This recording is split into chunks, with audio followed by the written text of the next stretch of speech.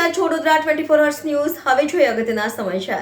આગામી રામનવમી અને રમઝાન ઈદ તહેવાર અનુસંધાને કાયદો અને વ્યવસ્થા જળવાઈ રહે તે માટે રાવપુરા નવાપુરા પોલીસ સ્ટેશન હદ વિસ્તારમાં ફૂટ પેટ્રોલિંગ કરતી વડોદરા શહેર રાવપુરા અને નવાપુરા પોલીસ સ્ટેશન ટીમ આગામી સમયમાં રામનવમી અને રમઝાન ઈદના તહેવારે કાયદો અને વ્યવસ્થા જળવાઈ રહે તે અનુસંધાને વડોદરા શહેર પોલીસ કમિશનર શ્રી નરસિંહ કુમાર સાહેબ તથા સંયુક્ત પોલીસ કમિશનર શ્રી લીના પાટીલ સાહેબનાઓ તરફથી કાયદો અને વ્યવસ્થાની જાળવવા સૂચના આપેલ. જે તહેવારોમાં કાયદો અને વ્યવસ્થા સારી રીતે જળવાય તે આયોજન રૂપે ઝોન 2 ડીસીપી શ્રી અભય સોની સાહેબની અધ્યક્ષતામાં તથા સી ડિવિઝનના એસીપી શ્રી અશોક રાઠવા સાહેબ તથા નવાપુરા પોલીસ સ્ટેશનના પોલીસ ઇન્સ્પેક્ટર વીએમએસ અંસારી તથા પોલીસ ઇન્સ્પેક્ટર શ્રી એ વાઘેલાની હાજરીમાં નવાપુરા રાવપુરા પોલીસ સ્ટેશન હદ વિસ્તારમાં સંવેદનશીલ વિસ્તારમાં ફૂટ પેટ્રોલિંગ કરવામાં આવ્યું. આવતા નવ વર્ષ અને ઈદના ધ્યાને લઈ અમે રાવપુરા અને નવાપુરા પોલીસ સ્ટેશનના સ્ટાફના સાથે રાખી જે રાવપુરામાં પોલીસ સ્ટેશનથી લઈને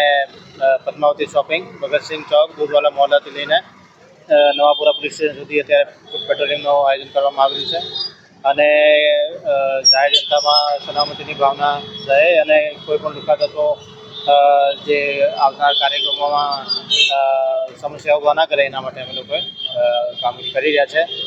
આના પછી વ્હીકલ ચેકિંગ પણ રાખવામાં આવશે અને કોમિંગ પણ રાખવામાં આવશે.